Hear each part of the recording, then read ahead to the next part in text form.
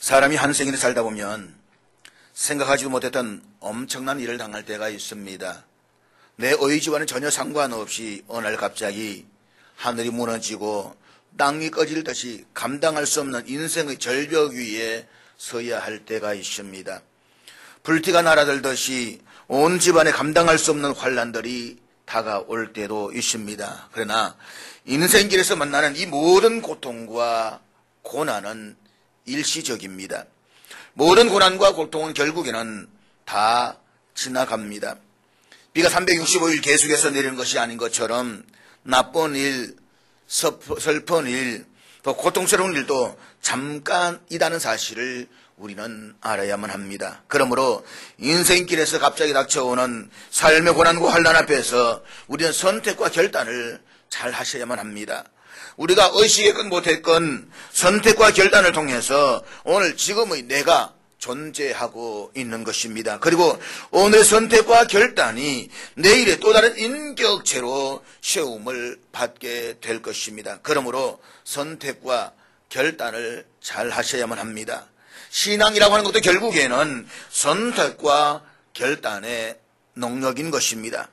그러나 중요한 것은 우리의 선택과 결단의 능력도 있고 선택과 결단의 자유도 있지만 어떤 기준을 가지고 선택하느냐라고 하는 것입니다. 한 생을 살면서 후회하지 않는 선택과 결단할 수 있는 기준을 갖는다는 것은 참으로 중요합니다. 우리가 하나님의 말씀을 듣고 아는 것도 중요합니다. 그러나 그것을 끝내지 말고 하나님의 말씀이 모든 선택과 결단의 기준이 되게 해야 된다고 하는 것입니다. 기억하십시오. 하나님의 말씀이 기준이 된 선택은 처음에는 초라해 보이겠지만 하나님의 말씀은 결국 마지막에는 장대하게 될 것입니다. 하나님의 말씀이 기준이 된 결단은 반드시 하나님의 영광을 드러내게 될 것입니다. 그럼 내 삶에 만나는 수많은 어려움과 갈등의 속에서 내가 선택할 수 있고 결단의 마지막 기준은 언제나 하나님의 말씀이어야만 합니다. 우리는 그와 같은 인생의 결과를 룻기에 등장하는 인물을 통해서 찾아볼 수가 있습니다. 룻기 1장에 보면 나오미에게는 오르바와 룻이라고 하는 두 며느리가 있었습니다. 나오미가 이 10년의 타향세리를 정리하고 고향 베들레헴으로 돌아가고자 할 때에 처음에는 두 며느리가 다 시어머니를 따라 나서겠다라고 합니다. 그런데 시어머니 나오미의 권면으로 오르바는 자신의 고향 모압으로 되돌아가고 룻만 이 어머니 시어머니를 따라서 베들레헴으로 돌아옵니다. 세상적인 기준으로 보았을 때는 분명히 오르바의 선택이 옳았습니다. 룻의 선택 그야말로 미래를 기약할 수 없는 바보 같은 선택이었습니다. 그러나 그들의 인생의 마지막은 완전히 바뀌어졌습니다.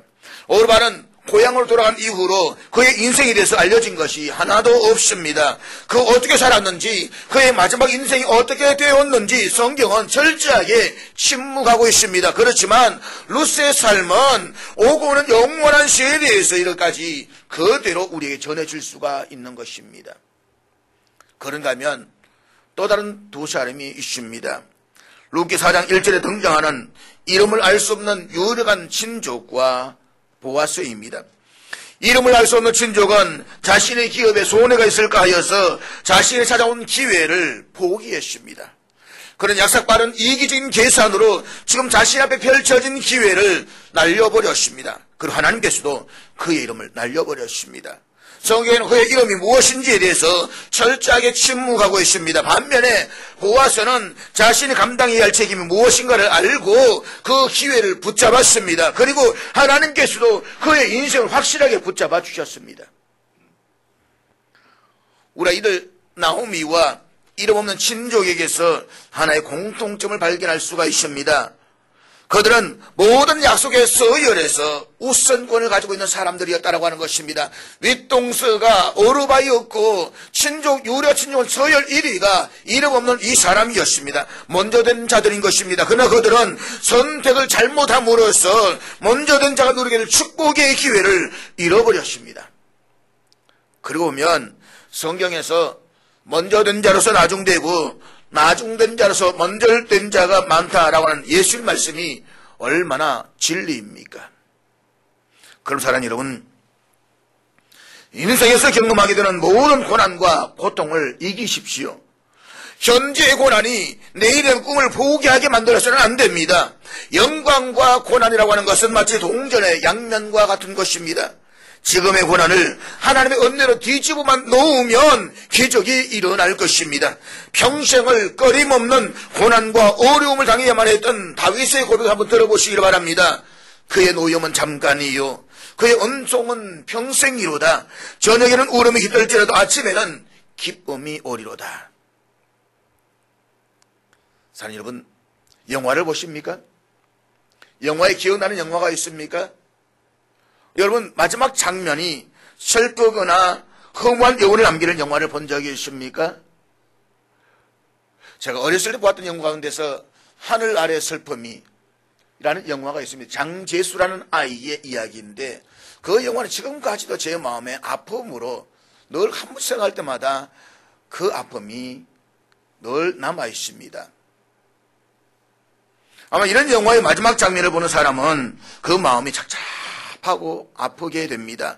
그와 같은 영화는 끝나고도 계속해서 설한 감정이 가슴 한 구석에서 맴돌고 있습니다. 그런데 오늘 본문에서의 루키는 그 마지막이 아주 유쾌하고 깨끗한 해피엔딩입니다.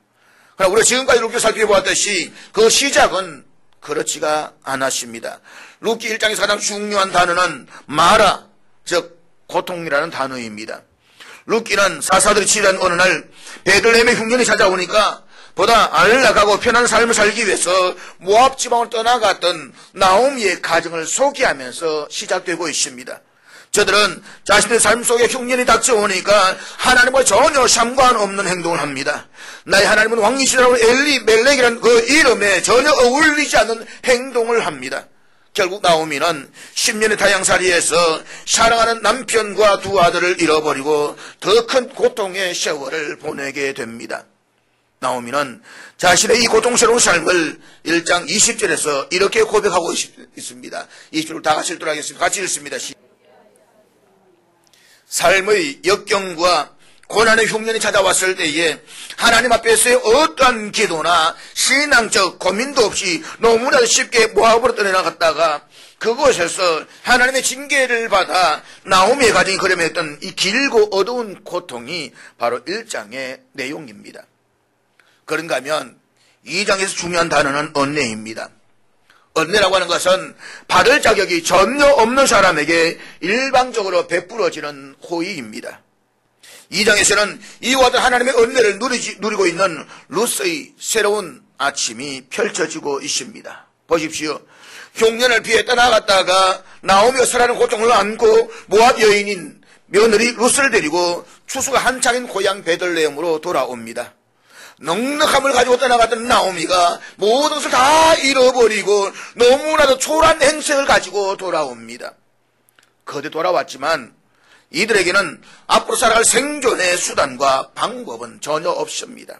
그런데 2장 1절은 절망적인 삶의 상황에 처한 그들에게 유력한 구속자가 등장하는 것으로 시작되고 있습니다. 그리고 2절에서는 이렇게 기록하고 있습니다. 우리 2절 말씀 다 같이 읽겠습니다. 시작. 여기에는 누군가로부터 은혜가 없으면 살아갈 수가 없는, 그래서 은혜 입기를 간절히 소망하는 두 여인의 절실한 모습을 대면할 수가 있습니다. 그런데 계속되는 2장의 내용을 보면 하나님께서는 하나님의 집 베들레헴으로 돌아온 이 루시라는 여인의 운명을 전환시키기 위해서 개입하시는 사건을 볼 수가 있습니다. 그리고 루스의 발걸음을 보아스의 밭으로 이르게 하십니다. 은혜 입기를 원하는 루스의 모습으로 시작된 2장의 주제는 그래서 은혜의 장입니다. 3장에서 중요한 단어는 안식입니다. 3장 1절은 나오미가 며느리 루시 안식할 수 있는 곳을 구하기를 소망하는 마음에서 시작되고 있습니다. 나오미와 루스는 모두가 부서지고 깨어진 가정의 상처를 안고 있는 여인들입니다. 그런데 하나님으로부터 은혜를 입은 루스는 드디어 안식에 대한 여명을 바라보기 시작합니다. 루스의 인생의 장에 드디어 쉼이 찾아오기 시작합니다. 그런 의미에서 3장은 안식의 장입니다. 이제 우리가 마지막 살펴보게 될 4장에서 중요한 단어는 찬송입니다. 오늘 본문 14절의 말씀 우리 한번 같이 보도록 하겠습니다. 14절 말씀 다 같이 읽겠습니다. 시작. 그래서 4장은 찬송의 장입니다.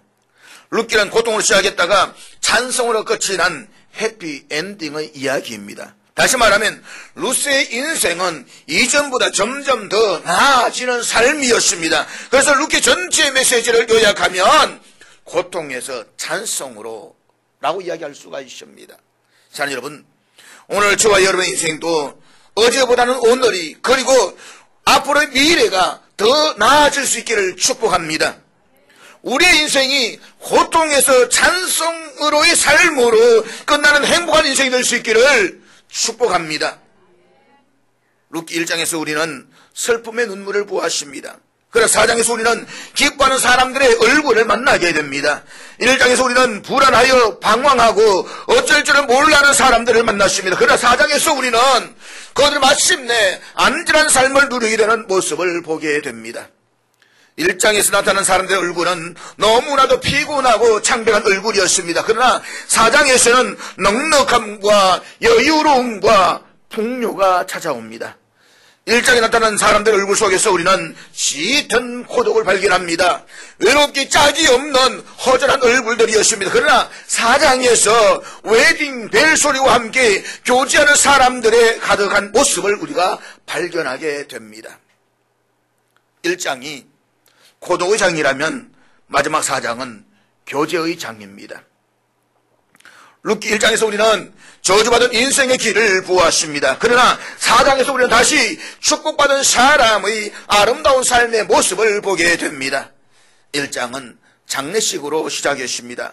죽어있는 사람의 시체 앞에서 슬픈 눈물을 흘려야만 했습니다. 그러나 4장은 새로운 출발인 신혼의 입맞춤으로 수놓아져 있습니다.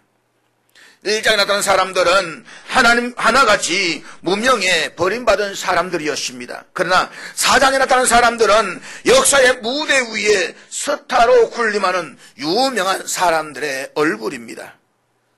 사랑하는 여러분, 저와 여러분, 우리의 인생도 이렇게 될 수 있기를 축복합니다. 우리 인생의 마지막이 더 아름다워질 수 있기를 축복합니다. 그래서 우리 옆 사람 보시면 축복할까요? 당신은 앞으로가 더 나아질 것입니다.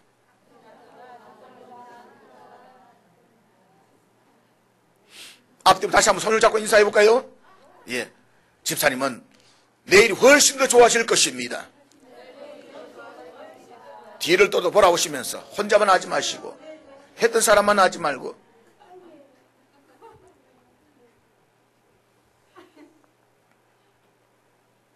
사랑하는 여러분, 이 1장과 4장의 이 날카로운 대조는 얼마나 극진 한편의 드라마입니까? 그렇다면 이 놀라운 전환의 요사는 어떻게 시작되었습니까? 장례식의 슬픈 저주를 결혼과 새로운 출생으로 바꾸는 이 요사는 어떻게 시작되었습니까? 고독과 빈곤을 황금빛 풍요로움으로 처리하는 이 위대한 드라마는 어떻게 시작될 수가 있었던 것입니까?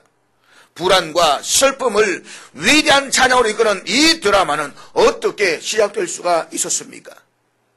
그것은 룻이라는 한 여인의 하나님 앞에서 선택과 결단으로 말미암아서 시작되고 진행되었습니다. 그래서 순간의 올바른 믿음의 선택과 결단은 자신의 한 평생뿐만 아니라 그 후손들의 삶까지도 바꾸게 된다는 것입니다. 특별히 룻기 전체를 통해서 우리들이 보여주고 있는 중요한 결단 두 가지 한번 주목해 보시기 바랍니다. 첫째로 희생의 결단입니다. 룻은 자기가 희생하는 것보다 위대한 삶을 위해서 결단했습니다. 내가 생각하는 그것보다 훨씬 더 위대한 삶이 있음을 바라보면서 결단했다는 것입니다. 눈에 보이는 것보다 보이지 않는 차원 높은 삶을 위해서 결단했습니다. 한순간의 쾌락이 아니라 보다 가치 있는 영원한 삶을 위해서 희생하기로 결단했습니다. 그래서 그녀는 고향을 버렸습니다. 당시에 고향을 버렸다라고 하는 것은 자신을 지켜주고 보호해줄 수 있는 모든 삶의 배경을 포기했다는 말입니다. 그런가 하면 룻은 자신의 미래도 포기했습니다. 자신의 청춘도 포기했습니다. 그냥 모압에 남았더라면 나이도 젊었기 때문에 어쩌면 재산 있고 좀 더 멋있는 남자를 만나서 새로운 가정을 이룰 수도 있었을 것입니다. 그러나 포기했습니다. 그렇기 때문에 룻은 편안함도 포기했습니다. 모압을 떠나서 베들레헴으로 가는 길은 평탄한 길이 아닙니다. 생명을 내놓아야 하는 험악한 길이었습니다. 이방 여인, 모압의 여인이 선민의 시설에서 살아가는 유대인들의 삶의 현장에 들어간다라고 하는 것은 멸시와 천대밖에는 없습니다. 그럼에도 불구하고 그녀는 시어머니 곁에 바짝 붙어서 낯선 베들레헴의 길을 걸어가기 시작합니다. 이것은 분명히 희생이었습니다. 희생도 이런 희생은 없습니다. 둘째로 믿음의 결단입니다. 룻의 결단은 신앙의 결단이었습니다. 우리 다시 1장으로 돌아가서 룻이 내렸던 신앙의 결단을 한번 볼 수 있기를 바라겠습니다. 룻기 1장 16절 말씀 우리 다 같이 읽겠습니다. 같이 읽습니다. 시작. 룻은 시어머니를 따라가기로 결심했습니다. 그러나 이 결단과 결심은 단순히 시어머니에 대해서 선택한 것만은 아니라는 것입니다. 룻은 한 걸음 더 나아가서 시어머니가 믿었던 여호와 하나님에 대한 선택을 결단을 했습니다. 어머니 하나님이 나의 하나님이 되시다. 이것은 신앙의 선택이고 믿음의 결단이었습니다. 룻기 2장 12절의 말씀을 보십시오. 여기는 보아스의 입술을 빌어서 룻이 어떤 선택을 했는지를 우리에게 증명해 주고 있습니다. 2장 12절 말씀 다 같이 읽겠습니다. 시작. 여호와께서 내가 행한 일에 보답하시기를 원하며 이스라엘 하나님 여호와께서 그의 날개 아래 보호를 받으러 온 내게 온전한 상 주시기를 원하노라 하는지라. 그렇습니다. 룻은 이스라엘 하나님 여호와를 향하여 그분의 날개 아래에 보호를 받기 위해서 온 것입니다. 이것은 하나님에 대한 믿음의 선택입니다. 이스라엘 하나님 여호와께 그다지 삶을 의탁하는 믿음의 결단이었습니다. 희생과 믿음의 두 가지 결단이 룻을 축복되게 만들었습니다. 그래서 룻은 개인적으로 자신이 축복을 받았고 또한 남에게 축복을 끼치는 존재가 되었습니다. 그런가 하면 그의 가문이 그로 인해서 복을 받았습니다. 사랑하는 여러분, 우리가 하나님으로부터 복을 받는다는 것은 참으로 아름다운 일입니다. 저는 우리 모두가 하나님으로부터 주시는 이 만복을 받아 누리시기를 축복합니다. 그러나 한 걸음 더 나아가서 내가 남에게 복을 끼치며 산다라고 하는 것은 얼마나 아름다운 것입니까? 한 걸음 더 나아가서 나로 인해서 내 가문이 하나님의 만복을 누리게 된다라고 하는 것은 얼마나 더 아름다운 사실입니까? 모든 하나님의 백성들을 향한 하나님의 기대 가운데 하나는 우리 모두가 하나님의 복을 받고 그 복을 다시 사람들에게 나누어주는 복의 근원이 되는 것입니다. 복의 통로가 되는 것입니다.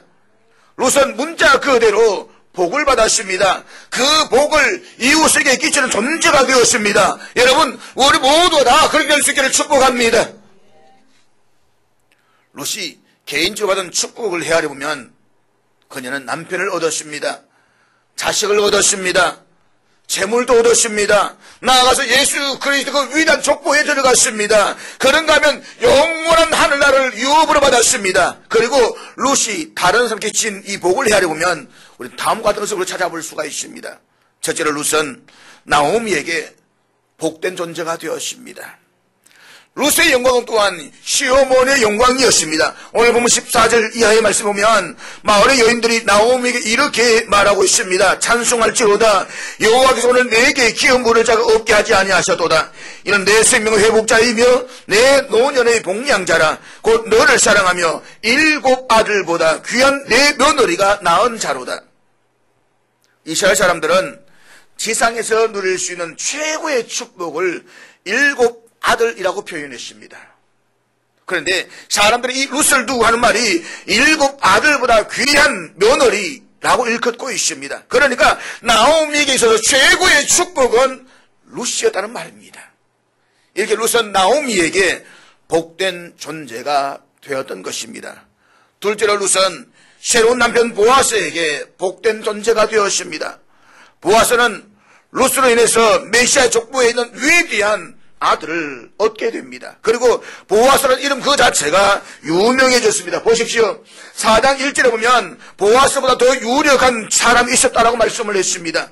그러나 그는 자신의 재산에 충나는 것이 싫어서 룻을 선택할 수 있는 기회를 무시했습니다. 그랬더니 하나님께서도 그의 인생을 무시해버렸습니다. 우리는 재산이 많은 이 유력자가 누구인지 알지 못합니다. 그렇지만 룻을 선택했던 이 보아스라는 이름은 우리가 압니다. 한마디로 이 보아스는 아내 때문에 유명해진 인물입니다. 우리가 성경에 보면 이 아내 때문에 유명해진 사람들이 많이 있습니다. 그 가운데 구약에서는 한나라는 여인이 있습니다.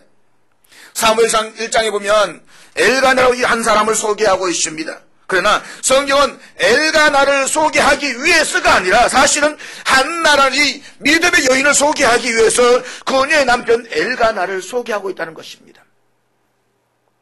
어쩌면 한나라고 하는 믿음의 여인이 없었다고 한다면 엘가나라는 사람의 이름은 성경에 기록되지 않았을런지도 모릅니다. 그러면 이 엘가나는 믿음의 아내 때문에 출세한 사람이라고 말할 수가 있습니다. 신약 성경에 보면 아내 때문에 유명해진 남편이 있습니다. 아굴라라고 하는 사람입니다. 아굴라는 사람은 소아시아 북쪽의 본도라라는 시골의 천민 출신입니다.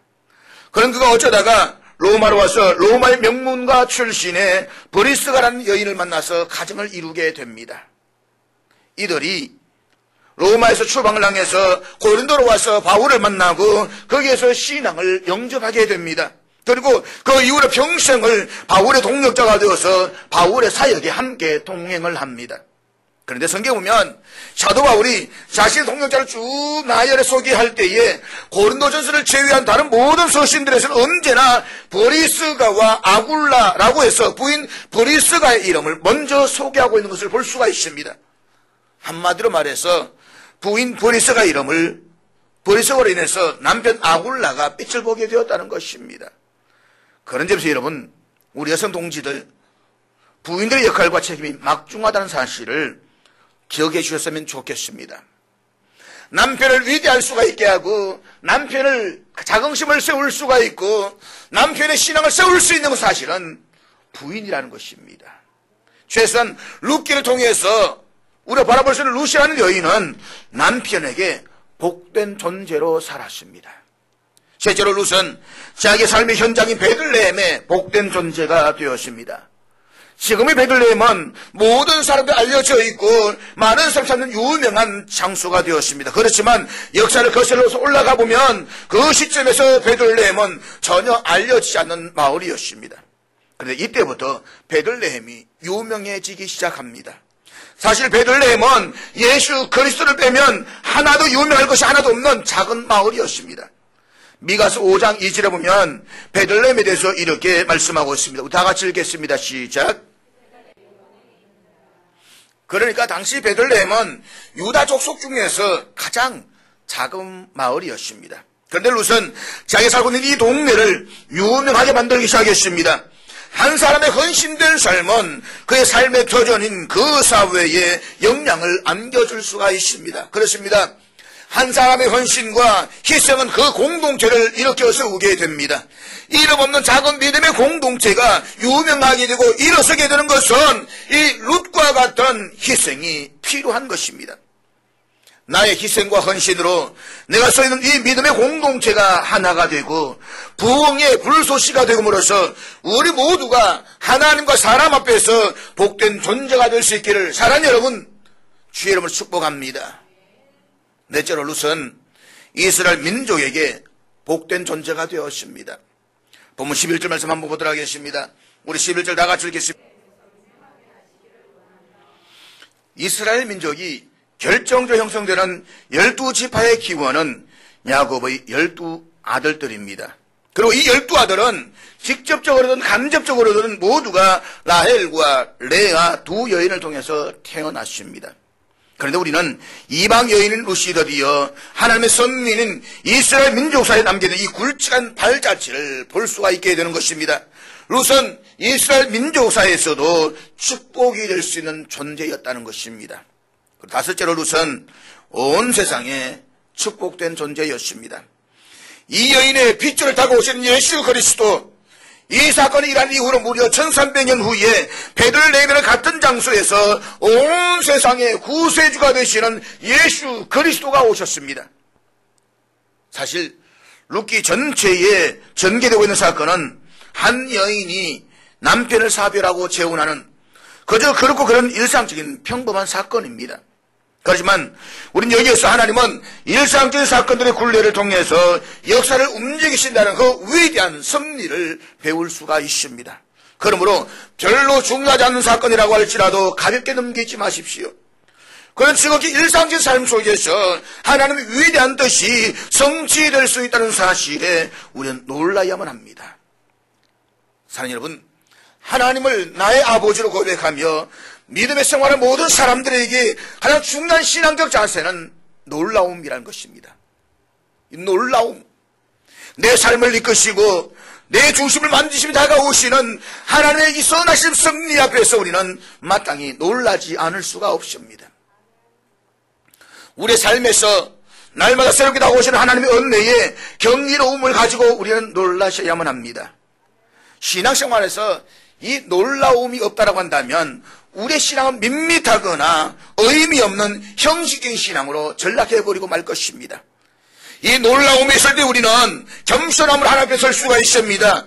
하나님도 신뢰할 수가 있습니다. 하나님의 도우심을 구할 수가 있는 것입니다. 그럴 때 우리는 우리를 구원하신 하나님의 은혜에 감사하며 찬양하며 헌신된 삶을 살아갈 수가 있는 것입니다. 사랑하는 여러분, 룻기는 족보로 끝이 납니다. 그러면 룻기 마지막에 붙어있는 이 족보의 의미는 도대체 무엇입니까? 왜 이 족보로 끝이 나는 것입니까? 오늘 보면 18절 22절까지 말씀 다시 한번 같이 보도록 하겠습니다. 18절 22절까지 우리 같이 읽겠습니다. 시작.